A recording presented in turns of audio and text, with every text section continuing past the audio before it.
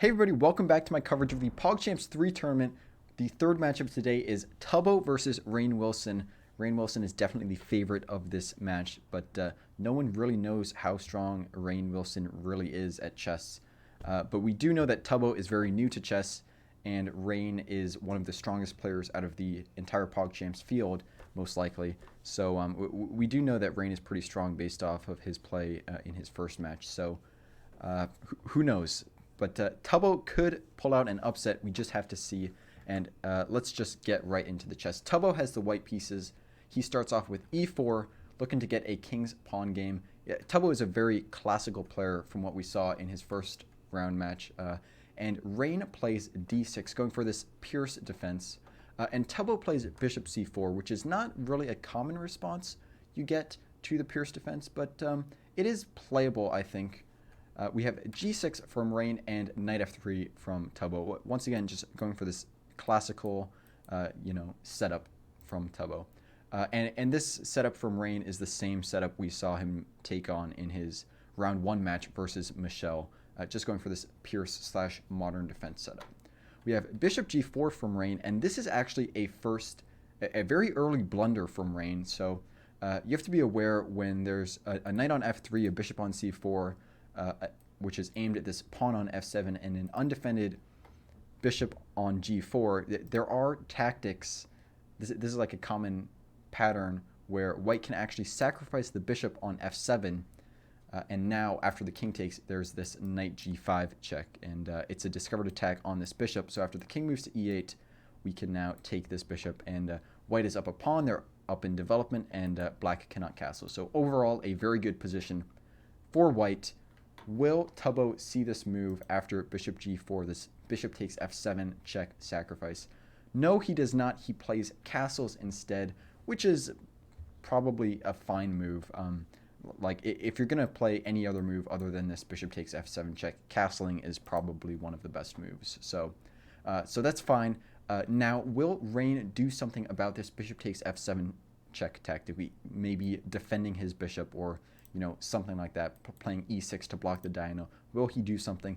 No, he does not. He plays bishop g7, giving Tubbo another chance to go for this bishop takes f7 check tactic.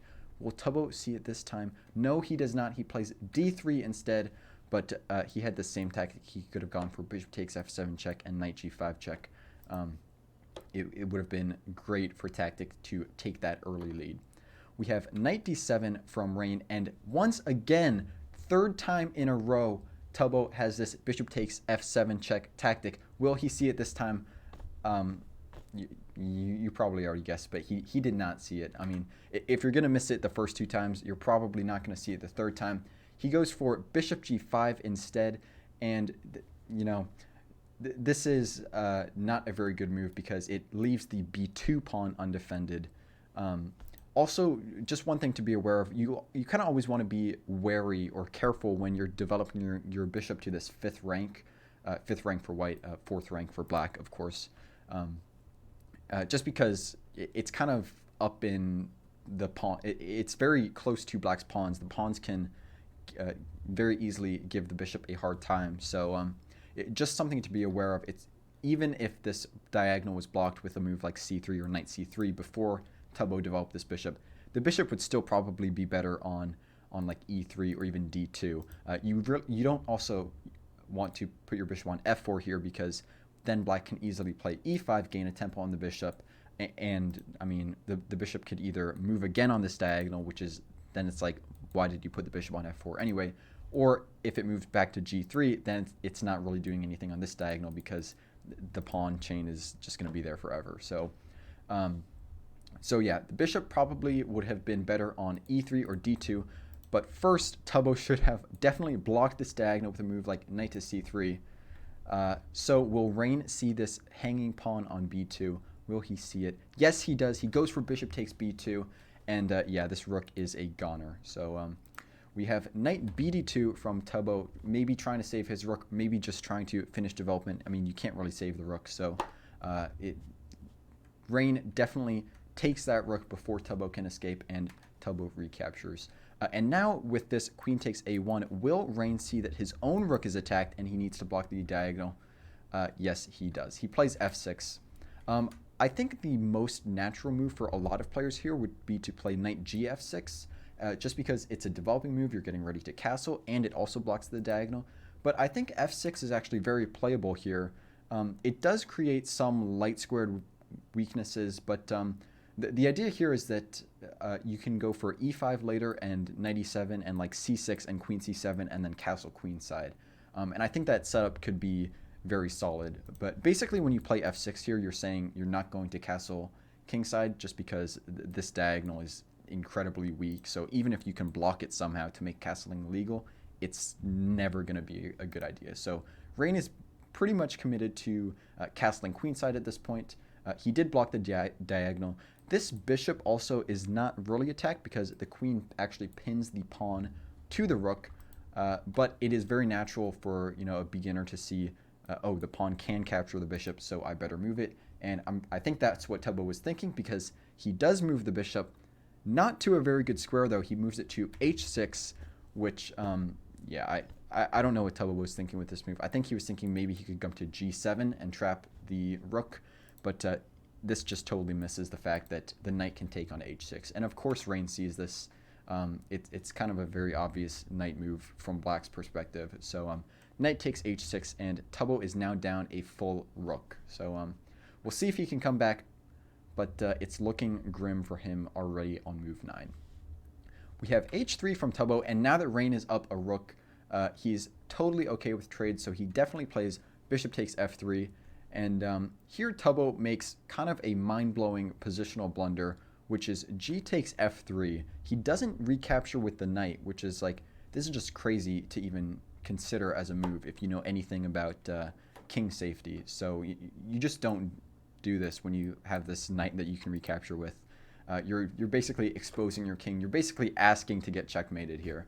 So we'll see if Rainn punishes Tubbo for this huge positional blunder from him. But yeah, just take with the knight here. Keep your pawn shield intact. King safety is important. So yeah, you don't want to be making this g takes f3 move. We have knight e5 from Rainn, and Tubbo does not want to be going for trade, so he plays bishop e6, sort of capitalizing on these light squared weaknesses around Rainn's king. How effective that capitalization will be is questionable, considering how much material Tubbo is down, but it's just good to be like positionally aware of these ideas so you can watch out for them in your own games. We have knight d7 from Rainn, so maybe just blocking this diagonal in case he ever wants to castle queenside one day, and f4 from Tubbo. We have knight c5 from Rainn, and now we see the reasoning behind knight d7. He just wanted to reroute the knight to attack this bishop and get it out of e6. We have bishop d5, saving his bishop from Tubbo, and c6, gaining another tempo on the bishop from Rainn. We have bishop c4 and queen a5. Rainn now developing his queen and also gaining a tempo on this knight here. Tubbo sees it and saves his knight with knight b3. However, Rainn welcomes this trade with knight takes b3. Once again, he's up a rook, so trades are going to be amazing for him. And we have c takes b3. Tubbo avoiding this trade, not taking with the a pawn, which avoids the queen trade. So very good from that. And Rainn castles queenside. We have f5 from Tubbo. Yeah, this move is kind of weird because you're opening the g file. You're now opening the g file, which is the same file your king is on. So definitely not a very good idea from Tubbo here. Also, you can't even really recapture this pawn because then you allow d5 and your bishop is trapped. So actually, here Rainn could even play d5 immediately, I'm pretty sure, and I think Tubbo's bishop would be trapped. So, but instead we have g takes f5, which is totally okay too because, I mean, Rainn's already up a rook, so and opening this g file is also just something that's very good to do. So d5 can come later, or Anyway, we have e takes f5, and now will we see this d5 move trapping Tubbo's bishop from Rainn? No, we have queen takes f5 instead, which is still totally fine. I mean, just bringing the queen in to checkmate the king as fast as possible. This is totally okay too. We have d4 from Tubbo, so now saving his bishop, and now we have d5 from Rainn. One move too late, unfortunately. Now the bishop can escape to e2. So we have bishop e2 from Tubbo, and now we have rook h g8. check from Rainn. So just taking advantage of this open G file, and it's looking pretty bad for White here. White's queen is out of play, and Black just has way too many pieces.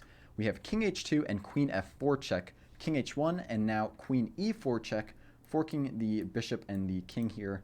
And here Tubbo makes a fatal error. So here you have to play f3 to try to prolong the game. You still lose the bishop, but I mean, it is just very losing for White here anyway. But Tubbo plays king h2, which ends the game immediately after queen g2, and this is checkmate. So first game goes to Rainn. Yeah, pretty good showing by Rainn in this game. Tubbo, unfortunately, he missed that tactic. He could have had that chance at the beginning of the game with bishop takes f7 check, but yeah, overall, I think pretty good play from both sides, and we'll see if Tubbo can bring it back in game 2 to take the match to an Armageddon game. I don't think I have anything else to say about this match, so thank you for watching. Check out my PogChamps 3 playlists up there, and check out another video over there, or it should be the next video in this match, or the next game in this match. So do that. I love you guys. Be sure to like and subscribe. I'll see you next time.